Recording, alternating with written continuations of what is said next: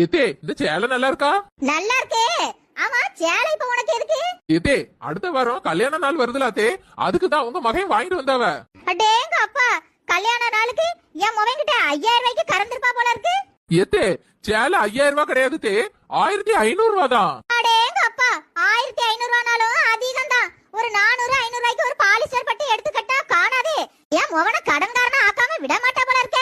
விளங்காத கிளவி, பெரிய மனுஷன்னு ஓண்ட போய் காட்டணும், என்ன சொல்லணும்? Happy birthday Mala.